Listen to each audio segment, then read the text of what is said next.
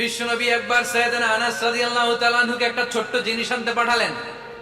সাইয়েদনা আনাস রাদিয়াল্লাহু তাআলা আনহু জিনিসটা আনতে যে মদিনার অলিতে গলিতে বাচ্চাদের খেলা দেখে জিনিস আনতে ভুলে খেলায় দাঁড়িয়ে গেলেন। ছোট মানুষ, ছোট্ট একটা বাচ্চা যদি আমার সাথে নেই, সে কি আমার প্রয়োজন বুঝবে? আমার সেন্টিমেন্ট যেরকম বাচ্চাকে ওটা টের পাবে। ছোট্ট আনাসকে বললেন, আমার জুব্বা নিয়ে আসো। বিষ্ণু ইসলাম শাম দেশের জুব্বা পড়তো। জুব্বা আনতে যখন বেরোলেন আনাস রাদিয়াল্লাহু তাআলা আনহু, দেখলেন মদিনার অলিতে গলিতে বাচ্চারা কুতকুত খেলে। কি খেলে? আপনারা খেলেন তো? এই খেলা দেখে আনাস রাদিয়াল্লাহু তাআলা আনহু ভুলে গেলেন যে বিশ্বনবীর জামা আনতে হবে। উনি ভুলে যে উনিও দাঁড়িয়ে খেলা দেখতে শুরু করলেন।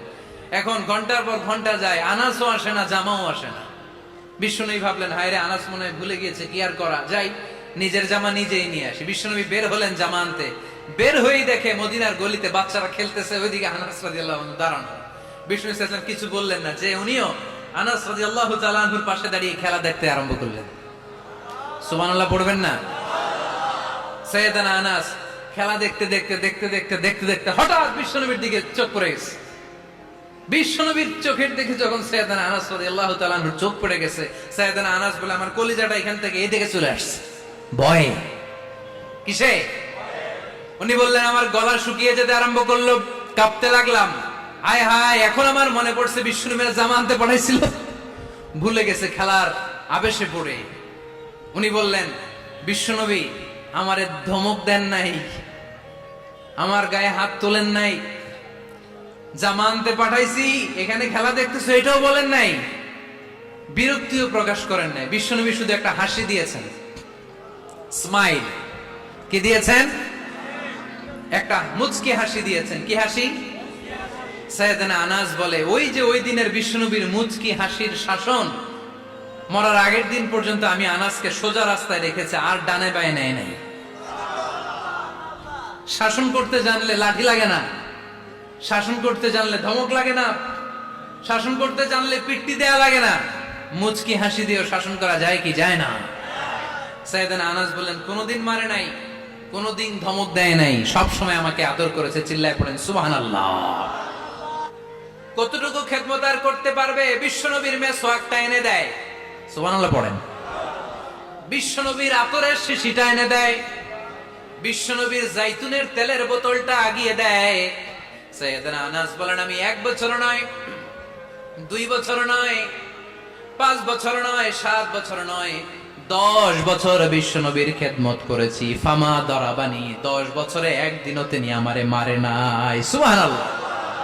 একদিন আমার গায়ে হাত তোলে নাই, হাত তোলা তো দূরের কথা, ওয়ালা সাব্বানি, কোনদিন গালি দেয় নাই, ওয়ালা আবাসা আলা ওয়াজহি, কখনো বিরক্তি স্বরে ভ্রু কুঁচকে আমার দিকে বিশ্বনবী কোনদিন তাকায় নাই। সুবহানাল্লাহ পড়েন।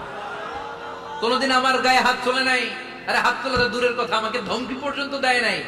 ধমকি দেয়া তো দূরের কথা, আমরা অনেক সময় বিরক্ত হয়ে ভ্রু কুঁচকাই না। এরকম বিরক্তি হলে আমরা কারোর প্রতি বিরক্ত হলে কি হয়? কপাল ভ্রু কুঁচকে ওঠে, ঠিক কিনা? সাইয়েদনা আনাস বললেন, কোনদিন মারে নাই। খাদেম বলতেছে, খাদেম, বড় সাহেবের রিপোর্ট কার থেকে নিতে হয়? হয় খাদেম, নয় দারোয়ান, নয় ঘরের কাজের মেয়ে, তা না হলে ড্রাইভার। বিশ্বনবীর খাদেম বিশ্বনবীর ব্যাপারে কি কমেন্ট করছে? মা সাব্বানি ওয়ালা জারাবানি ওয়ালা আবাসা ফি ওয়াজহি। এই 10 বছরের খেদমতের জিন্দেগিতে কোনোদিন বিশ্বনবী আমারে মারে নাই, গায়ে হাত তোলে নাই। আরে হাত তোলা তো দূরের কথা, একটা ধমকও দেয় নাই। আরে ধমক দেয়া তো দূরের কথা, বিরক্তির সুরে ভ্রু কুঁচকে আমার দিকে কখনো তিনি তাকায় নাই। চিল্লায় বলো সুবহানাল্লাহ।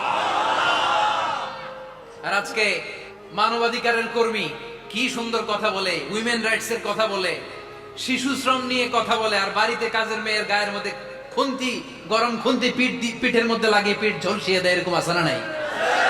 পত্রপত্রিকায় প্রায় দেখা যায় যে কাজের মেয়েদেরকে কি অত্যাচার করে।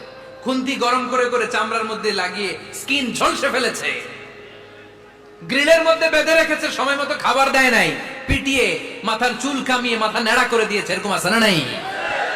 এরা মানবাধিকারের ঠিকাদার, এরা মানবাধিকারের কথা বলে। আর বিষ্ণু ঈসা ইসলামের খাদেম বিশ্বনবীর ব্যাপারে বলেছে, কোনদিন মায়ের তো দূরের কথা, হাত তোলা তো দূরের কথা, আরে ধমক দেওয়া তো দূরের কথা, বিরক্তির চেহারা নিয়েও কোনদিন বিশ্বনবী আমার দিকে তাকায় নাই। চিল্লায় পড়েন সুবহানাল্লাহ। এজন্য সব সময় বিষ্ণু ঈসা ইসলাম শ্রমিকদেরকে ভালোবাসতেন। শ্রমে কোনো লজ্জা নাই, লজ্জা হচ্ছে অলসতায়। আজ থেকে এই মাহফিল, এই এত বড় আয়োজন, এত বড় গ্যাদারিং তখনই সার্থক হবে যখন আমরা এই সিদ্ধান্তে আসতে পারবো যে আমরা অলস সময় কাটাবো না, আমরা আমাদের এই সময়গুলোকে প্রোডাক্টিভ ওয়েতে কাজে লাগাবো, কোনো না কোনো কাজের সাথে জড়িত হব। Never under estimate any job, whether it's big or small, বড় হোক বা ছোট হোক, কোনো কাজকে আমরা ছোট করে দেখবো না। যে কোনো কাজ করো না ভাই, যে কোনো কাজ করো তা যেন হয় সবার চেয়ে সবচেয়ে সুন্দর। আমাদের অবসর সময়গুলোকে কাজে লাগানোর দরকার আছে না নাই? আমরা নিজেদেরকে কর্মঠ করে, কর্মজীবী হিসেবে, শ্রমজীবী হিসেবে নিজেদেরকে প্রতিষ্ঠিত করতে চাই। রাজি আছো মুসলমান?